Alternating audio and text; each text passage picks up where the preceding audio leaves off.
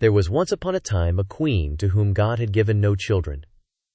Every morning she went into the garden and prayed to God in heaven to bestow on her a son or a daughter. Then an angel from heaven came to her and said, "Be at rest, you shall have a son with the power of wishing, so that whatsoever in the world he wishes for, that shall he have." Then she went to the king, and told him the joyful tidings, and when the time was come, she gave birth to a son, and the king was filled with gladness. Every morning she went with the child to the garden, where the wild beasts were kept, and washed herself there in a clear stream. It happened once, when the child was a little older, that it was lying in her arms, and she fell asleep. Then came the old cook, who knew that the child had the power of wishing, and stole it away. And he took a hen, and cut it in pieces, and dropped some of its blood on the queen's apron and on her dress. Then he carried the child away to a secret place, where a nurse was obliged to suckle it. And he ran to the king, and accused the queen of having allowed her child to be taken from her by the wild beasts. When the king saw the blood on her apron,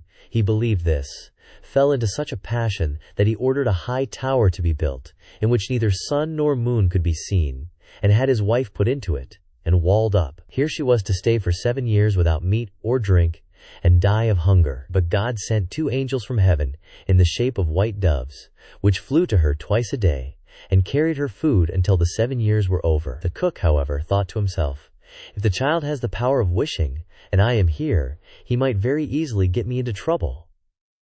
So he left the palace, and went to the boy, who was already big enough to speak, and said to him, "Wish for a beautiful palace for yourself with a garden, and all else that pertains to it." Scarcely were the words out of the boy's mouth, when everything was there that he had wished for. After a while the cook said to him, "It is not well for you to be so alone. Wish for a pretty girl as a companion." Then the king's son wished for one, and she immediately stood before him, and was more beautiful than any painter could have painted her.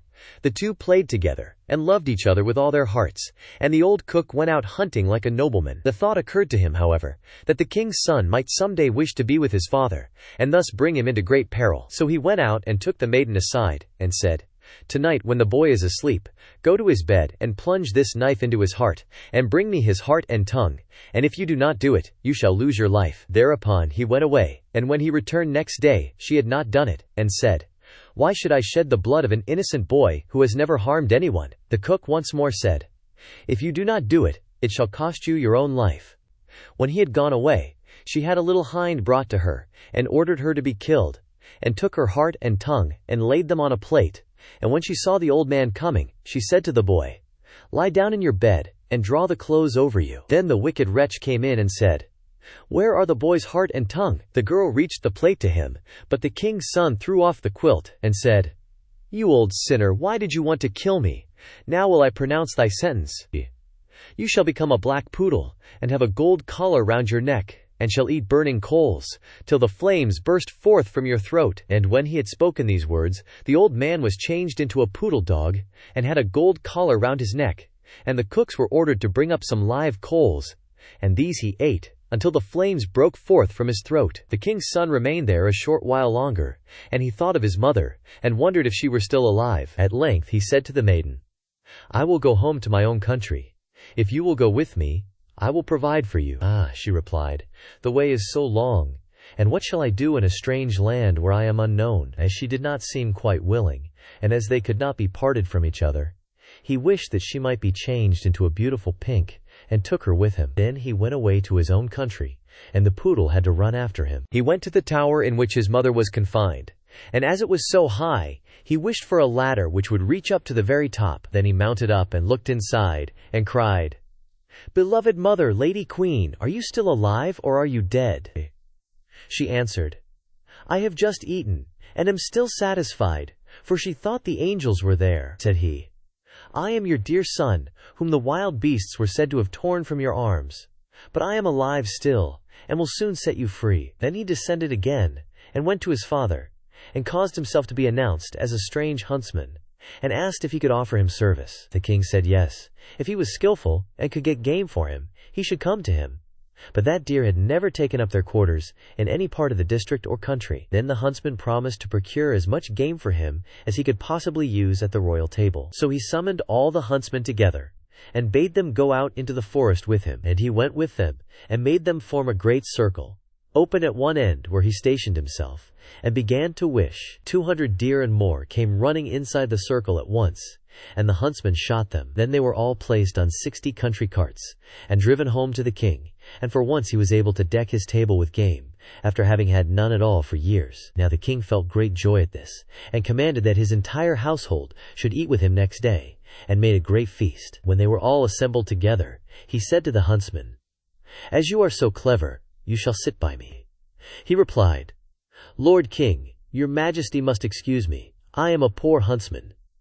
But the king insisted on it, and said, "You shall sit by me," until he did it. Whilst he was sitting there, he thought of his dearest mother, and wished that one of the king's principal servants would begin to speak of her, and would ask how it was faring with the queen in the tower, and if she were alive still, or had perished. Hardly had he formed the wish, than the marshal began, and said, "Your majesty, we live joyously here, but how is the queen living in the tower?